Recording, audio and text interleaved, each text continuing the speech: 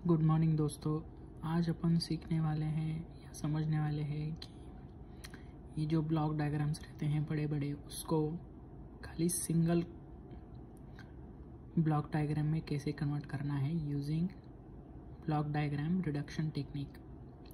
तो आपके सामने ये जो प्रॉब्लम है, ये प्रॉब्लम है प्रॉब्लम नंबर 5.2 नॉर्मन नाइस, जो कंट्रोल सिस्टम इंजीनियरिंग का एक बुक है, उसमें चैप्टर 5 का 5.2 वाला प्रॉब्लम है ये। तो यहाँ पे हमको ये एक ब्लॉक डायग्राम दिया हुआ है और इसको हमको सिंगल ब्लॉक डायग्राम में कन्वर्ट करना है या एक फाइनल सिंगल ट्रांसफ़र फंक्शन बनाना है। जैसे कि इधर बोल रहे find A close loop transfer function T of S is equal to C of S divided by R of S for the system below। तो सबसे पहले हम क्या करेंगे, हमने प्रीवियस लेक्चर्स में देखे हैं कि कौन से रूल्स है ब्लॉक डायग्राम रिडक्शन के। तो यहाँ पे आप देख सकते हो मैंने क्या किया है। सबसे पहले स्टेप में मैंने क्या किया है, ये जो ब्रांच पॉइंट है मैं इधर लेना चाहता हूँ राइट हैंड साइड में। सो बेसिकली हमको ये रूल यूज़ करना है जिसमें ब्रांचिंग पॉइंट ब्लॉक के राइट साइड में लिया जा रहा है। तो यही चीज़ मैंने लिख दिया है कि using rule of moving branching point, ये जो ब्रांचिंग पॉइंट है ये आफ्टर द ब्लॉक, ये ब्लॉक G1 है आफ्टर द ब्लॉक। सो यहाँ से मैं यहाँ लेके जाने वाला हूँ और ये डॉटेड लाइन से दिखाया गया है। तो रूल क्या बोलता है ऐसे केसेस में अपन को, ये मैंने ऐसे ही लिख दिया है। तो बेसिकली ये जो पॉइंट था, ये पॉइंट मैंने इधर लिया है, ये पॉइंट मैंने इधर लिया। तो इस केस में क्या कहना रहता है कि 1/G1, मतलब ये जो गेन है उसको 1/G1 से इधर ऐड करना रहता है। तो वही मैंने ऐड कर दिया। तो ये इधर लिया और इस ब्रांच में 1/G1 करना रहता है, क्योंकि रूल बोलता है जहाँ से आप पॉइंट, ब्रांचिंग पॉइंट एक ब्लॉक के राइट साइड में लेते हो या आफ्टर द ब्लॉक लेते हो, तब इस ब्रांच में ये जो गेन है वो 1/G1, मतलब जो भी है 1 उसका रेसिप्रोकल लेके उसमें ऐड कर देना है। तो यही चीज़ मैंने इधर की है, बाकी सब एज इट इज़ रह जाएगा। ठीक है, अगर आप ये पहला स्टेप अगर समझ गए तो दूसरे स्टेप में क्या करना है अपन को। यहाँ पे हम देख रहे हैं कि अपने पास ये फीडबैक सिस्टम है। तो फीडबैक सिस्टम का अपने पास एक डायरेक्ट फार्मूला है, जैसे कि मैंने लिख दिया है using feedback rule for the dotted portion. ये डॉटेड पोर्शन है।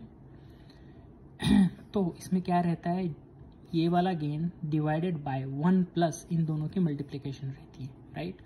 तो G1 जो मेन है, उसके बाद जो फीडबैक वाला है उसका टर्म कैसे आएगा, डिवाइडेड बाय 1 प्लस इन दोनों की मल्टीप्लिकेशन।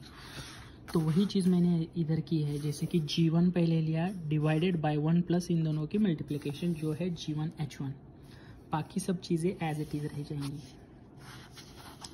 तो आप इधर देखोगे तो ये मैंने डॉटेड दिखा है, तो इसमें मैंने ये नेक्स्ट रूल इधर मैं यूज़ करने वाला हूँ। ये रूल क्या बोलता है, तो बेसिकली ये समिंग पॉइंट है, हमारे पास 2 ब्लॉक है, प्लस प्लस है। सो बेसिकली गो है उसको ऐड कर देना है। समिंग पॉइंट में 2 पैरेलल ब्लॉक्स है, उसको जस्ट ऐड कर दिया मैंने। तो क्या हो जाएगा, ये ऐसे ही रह जाएगा, ये ऐसे ही रह जाएगा, बस इन दोनों की एडिशन करनी है। मतलब क्या होगा, G2 + 1/G1। तो अभी इस केस में कैसे होगा, ये जो 3 ब्लॉक्स है फाइनली ये तीनों सीरीज में है और इसको कैस्केड भी बोलते हैं। तो ऐसे केसेस में जो फाइनल इक्विवेलेंट ट्रांसफ़र फंक्शन रहता है, इन तीनों की मल्टीप्लिकेशन रहती है। तो यही चीज़ मैंने इधर की है कि ये मल्टीप्लाई बाय ये। तो इन तीनों की जब भी मल्टीप्लिकेशन होगी तो उस केस में G1 और G1 कैंसिल हो जाएंगे और G3 ऐसा ही रहेगा, 1 + G1 G2 रहेगा डिवाइडेड बाय 1 + G1H1। तो यही अपना फाइनल आंसर है, जो है ट्रांसफ़र फंक्शन, जो है C of S/R of S equal to this term और दिस फंक्शन। तो बेसिकली हमने कौन से रूल्स यूज़ किए हैं आप देख सकते हो। यहाँ पे हमने मूविंग अ ब्रांचिंग पॉइंट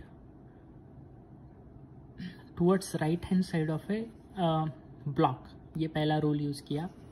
उसके बाद हमने फीडबैक सिस्टम, अगर सिस्टम में फीडबैक हो तो उसका एक फॉर्मूला यूज़ किया, उसमें क्या करते हैं वो लिख दिया। उसके बाद नेक्स्ट जो यूज़ किया वो समिंग पॉइंट है और जो 2 ब्लॉक्स पैरेलल है उन दोनों की एडिशन की।